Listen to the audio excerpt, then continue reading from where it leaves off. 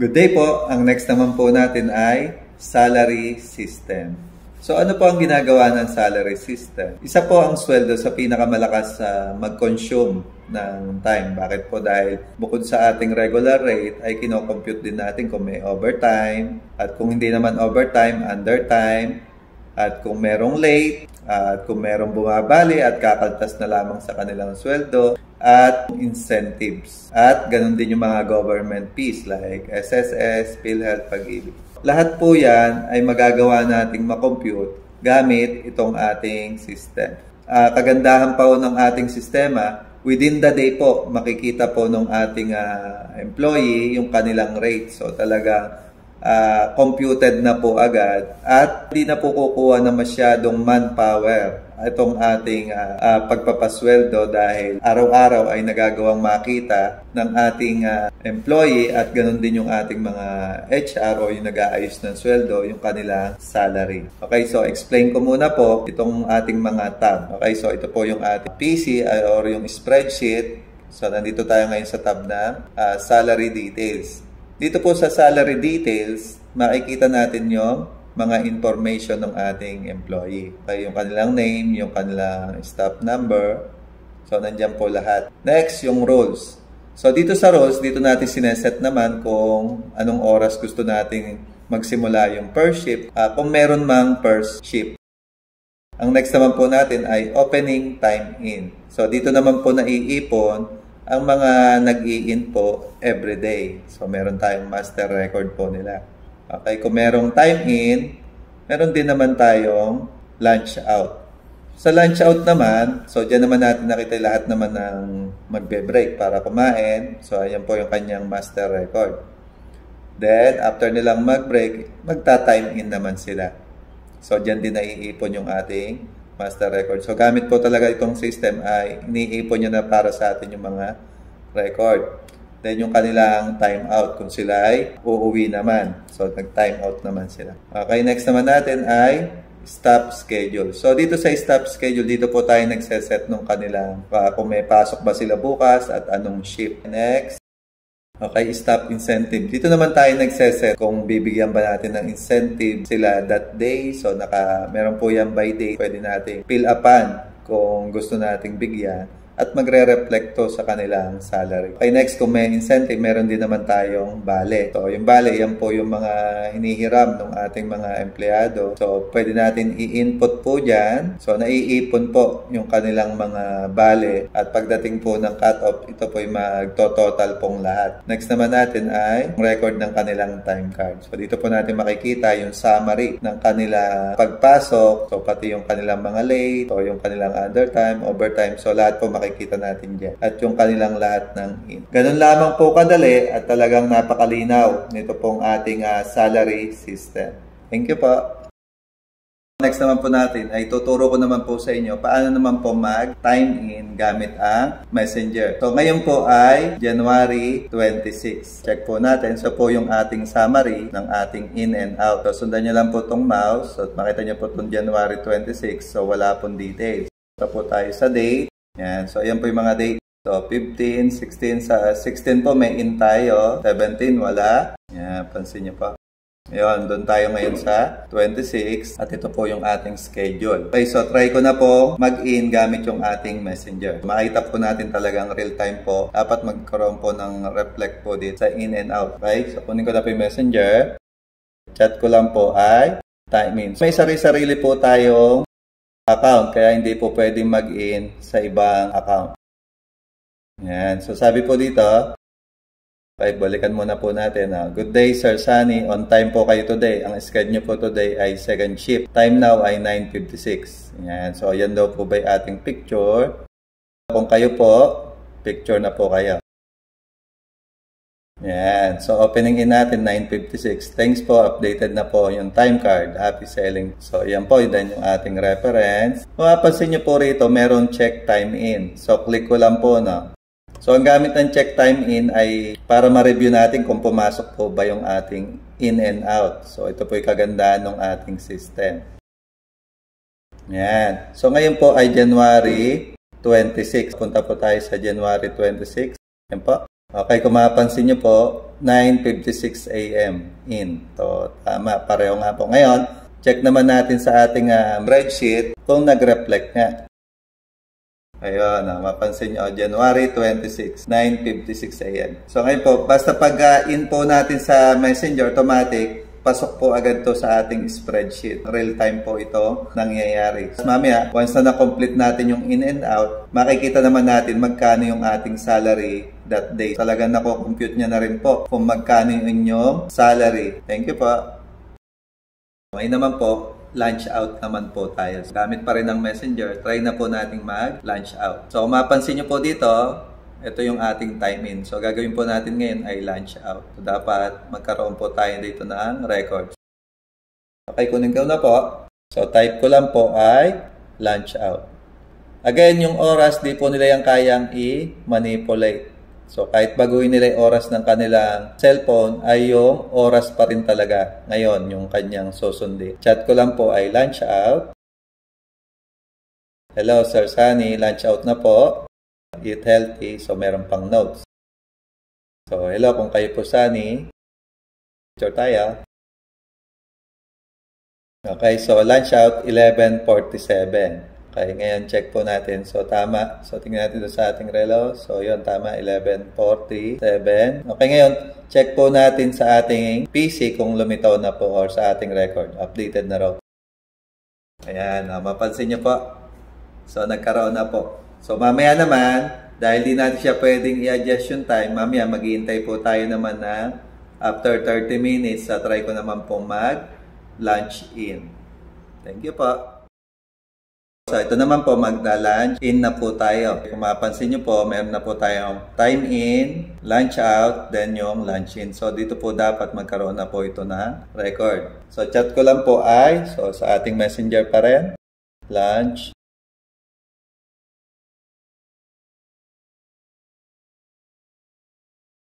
Yan. So, again, lumitaw po yung ating picture at lunch in na po tayo today, then yung date. Yan. Kung kayo po si Sunny Flores, send po ng picture.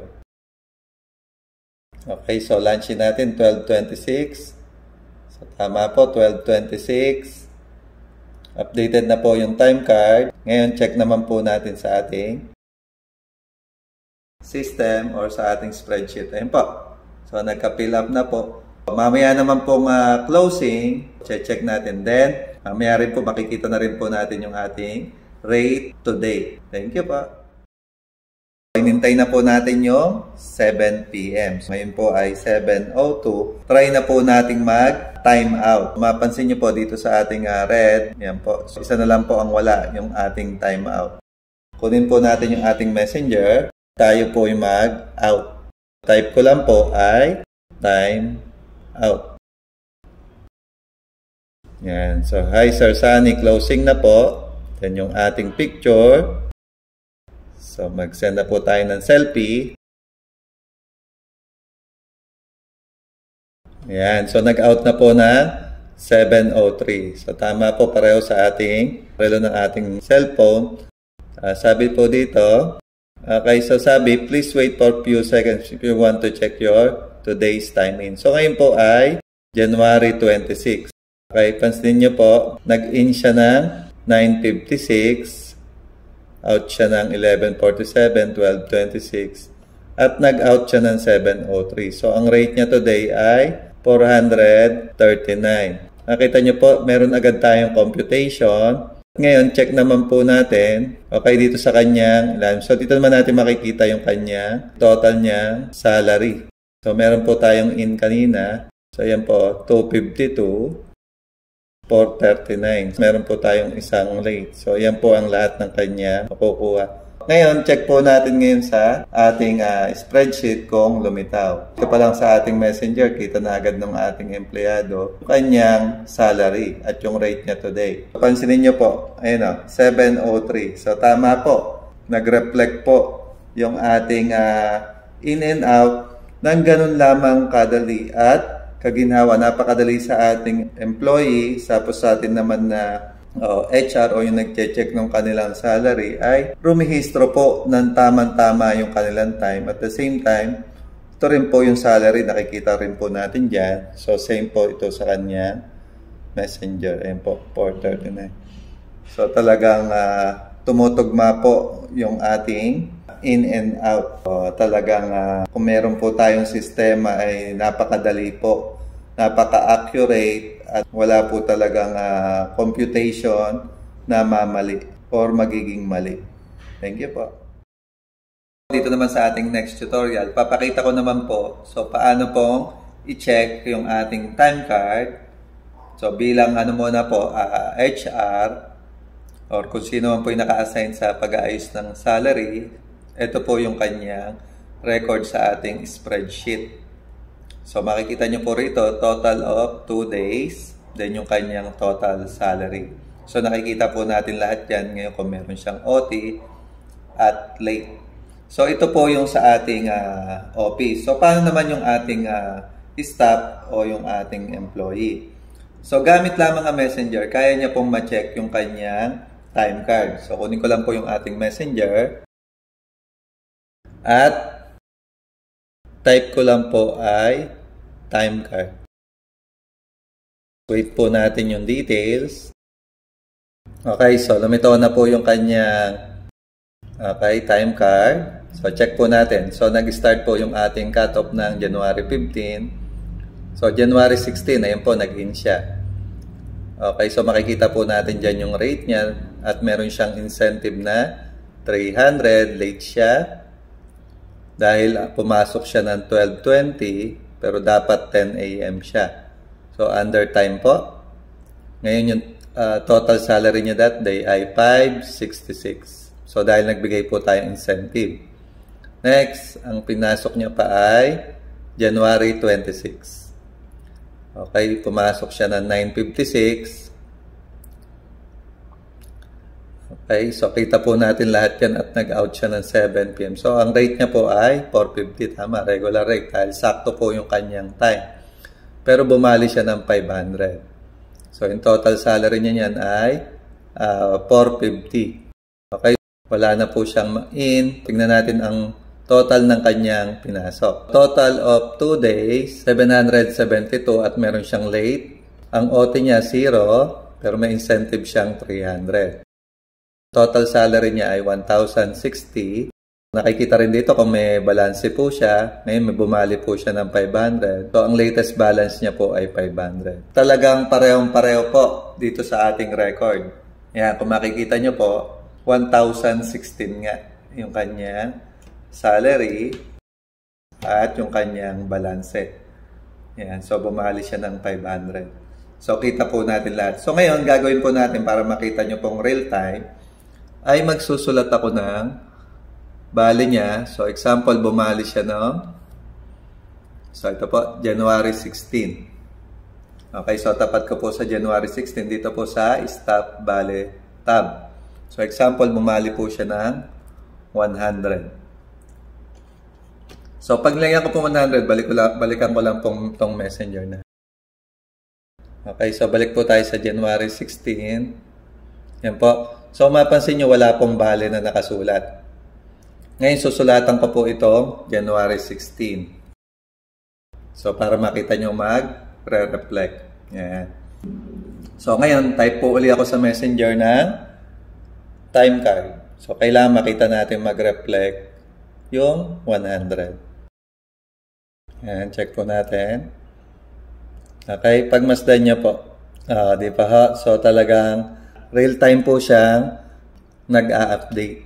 Ngayon, tignan natin yung total value niya. Dapat po 600. Yan po, 600.